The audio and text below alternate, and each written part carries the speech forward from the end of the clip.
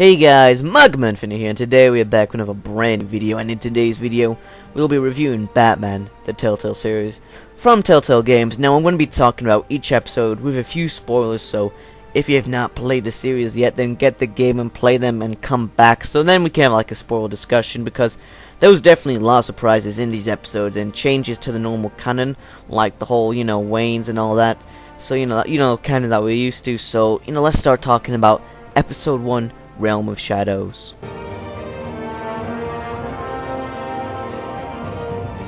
This was a great star episode. The voice acting was great from everyone.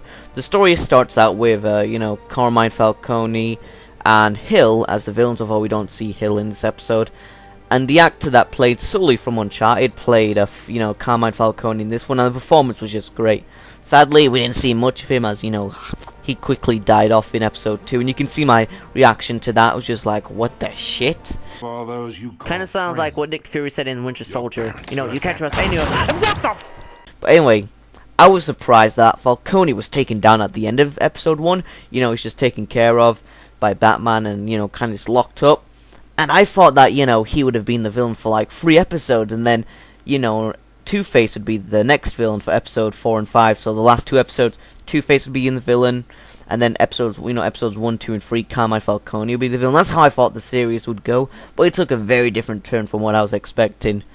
And what I liked is you can actually kind of change your Batman. You can have more of a brutal Batman, or like a Batman that is more safe and doesn't really, break people's bones or that. So you can have like a Batman that impales Carmine Falcone or just arrests him, or you can be breaking people's bones and all that. Of course, breaking people's bones and impaling people is more fun. That's more like Ben Affleck's Batman. But, in this episode, we also got the twist that the Waynes were criminals at the very end. And that just gets, even more explained on episode 2 with what happens with Esther Cobblepot, who's Oswald Cobblepot's, mother. So, and how he, puts her into Arkham Asylum. And that's like, she wasn't actually crazy, but it was a fate and all that, and there's like some drug was into her. So that was crazy. I was like, at first I thought, at the end of episode 1, nah, the Waynes, they're good.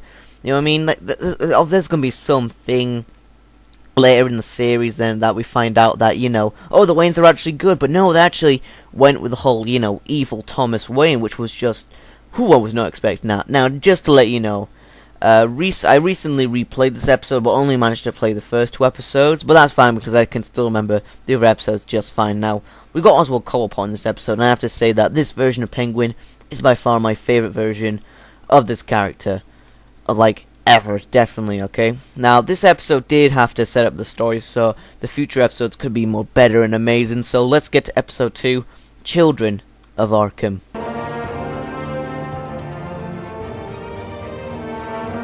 Usually with Telltale, the second episode is like amazing and way better than the episode before it.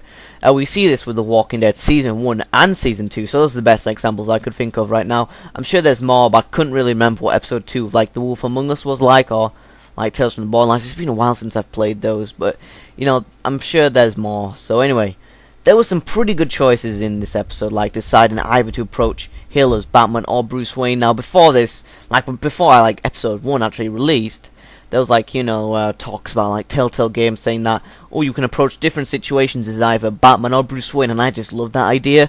But we only saw that choice in episode 2 and episode 4. Yeah, episode 2 and episode 4. But I like those kind of choices because, of course everybody's going to be picking Batman, but sometimes a situation is better dealt with as Bruce Wayne because that's more the political side, where Batman, of course, is more about the breaking bones. And the ending, where you could save Harvey or Selina. Now, if you save Selina, then Harvey would be horribly scarred and have 2 faces, so he'd become Two-Face.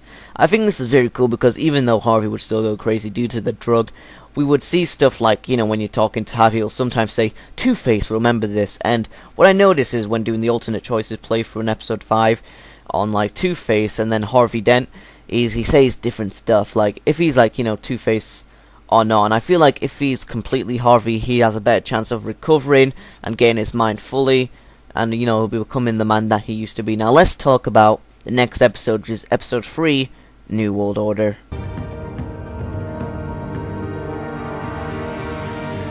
Episode was good, but not as great as the other episode because not much, I say, like crazy stuff happened. apart from the big reveal at the end, which was just incredible. I was shocked. You can even see from my reaction. I almost couldn't believe it. So, you know, it was a very good reveal at the end of the episode. Lady Arkham was first shown in episode 2, and even on that episode 2, a bunch of people were theorizing who it could be, you know, including me, and I heard a bunch of dumb theories, like, you know, it was Thomas Wayne was going to be the leader, and that is just stupid and does not make any sense at all. So nobody could have predicted this, right? I heard no predictions saying it was Vicky Vale. So, yeah, that was just a crazy reveal. Now, in this episode, we did get an introduction to Lucius Fox, and we see the bat signal for the first time. So we get some more comic book elements added in there. So that was very cool to see. And in this series, and in this episode, we see the fall of Harvey Dent as he becomes Two-Face. Even if he doesn't have two faces, he mentally is Two-Face, as he has a split personality now. But anyway, but aside from that, right, you know, from the episode not having much to do, and, you know, like, to be honest, the episode didn't really have much, like, going on. It was a good episode, don't get me wrong, but it just felt like there wasn't really, you know, it just wasn't as good as the other episodes, because, you know, it did kind of feel like more filler, I guess. But the reveal made up for that, so I really like that. Now, there isn't much to talk about apart from, you know, the reveal and a few other stuff. So, you know, let's get to episode 4, Guardian of Gotham. I really love this episode. I especially like the beginning in Arkham Asylum, because in all these Batman stories, you know, comics, games, when Batman goes to Arkham Asylum, it's just him as Batman going there, so, you know, stopping, like, let's say the Joker hostage situation, or something along those lines, or there's been a breakout, and, you know, he beats the Joker, or whatever the story is. But this time, instead of us, like, you know, exploring the asylum as Batman, we go to the asylum as Bruce Wayne, who's been declared criminally insane. So I definitely like that aspect of it, because we've never seen anything, you know, like that. You know, we never, like, read anything like that. We never, you know, it's like, it was just really, really great. But yeah, we actually go to the asylum as Bruce Wayne and meet the Joker for the first time, and we even, like, at first I thought we were going to be in the same cell as him, but no, it's like, he just kind of comes into our cell, and then we watch some TV, and it sounds really romantic together, so, you know, Netflix and chill. Not really, we're just watching the news, but, you know, that was cool, because we get to see how the asylum is for the patients when we're being Bruce Wayne, and how they, you know, treat us. Like, you know, you see the orderlies getting paid off, and then we actually see how the asylum is like in person, and how terrible it is, and how the orderlies are being paid off. So, you know, there was a few cameos here, like the ventriloquist and Zaz, and even Blockbuster, who we saw all the way back in episode 2. Now, the ending choice was great as well, although I prefer the Wayne Manor ending with Two-Face. But, you know, that's just me. Both endings are really good. And it changes the first 15 minutes-ish for episode 5. So, you know, that's probably my favourite choice in the entire series. Now, Lady Arkham or Vicky wasn't really present during this episode, so we got more screen time with Two-Face, Joker, and Penguin. I also heard a theory from the episode, which was that that black kid who the Vales adopted is going to be Robin, or he could be Duke. And if you don't know who Duke is, he's pretty much like Batman's, I'd say, like his partner or like assistant, who helps him out. He's in All-Star Batman, Batman Rebirth, and yeah, that's pretty much it. So, you know, he could be Duke, and Duke is also, you know, black, but, you know, I think people are saying it's because we don't really find out his name, and he is capable of saving us, as we saw, as he kind of saves us for a bit, and then he's in danger, then we save him, and Batman even says that he, you know, hey, remember, you're the kid who saved Batman.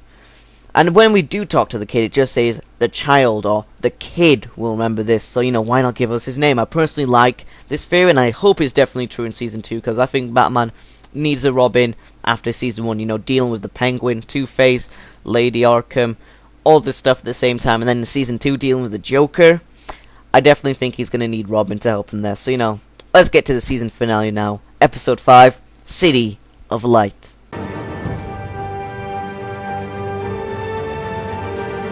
The choice you did in the last episode at the end. If you took down Penguin, you have to deal with Two-Face now, and if you took down Two-Face, you have to deal with Penguin. So it's kind of like, you know, if you take one down, the other is still at large. So, you know, it's like that. So in the beginning, you wrap up their storylines and lock them up. Afterwards, you wrap up Selina's storylines. So the only thing we have to deal with is Lady Arkham and the rest of the children of Arkham. So that is the main focus of the episode. Alfred is kidnapped, and we have to rescue him. Now, this was a great finale to the series. Near the ending, we get a choice to take our mask off and reveal our face to Vicky or attack, which causes Vicky to damage Alfred and actually makes him lose an eye. And I like this choice because, you know, I'm like, if anyone's gonna get hurt, it's me before Alfred. So by me, I mean Bruce. And that's the mindset I go with. So it's interesting to see what other people did in their choices when you're looking at the choices at the end of the episode.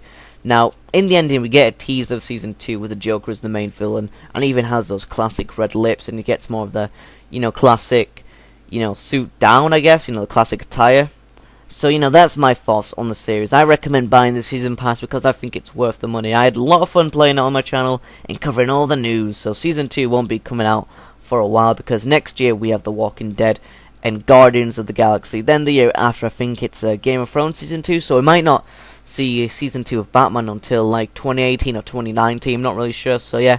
And also, like, a lot of people have been like, The Wolf Among Us Season 1 ends with like a cliffhanger, so a lot of people are wondering if there's going to be a Season 2 of that, and I hopefully, I'm the one that is hopeful that there will be a Season 2, so, that could also be coming out, so yeah, but that brings, this video to a close, so, if you enjoyed the video, be sure to leave a like and share, and if you come across the channel for the very first time, don't forget to subscribe, as we make comic book related videos almost every day. But anyway, that has been Magma Infinity signing out. Peace.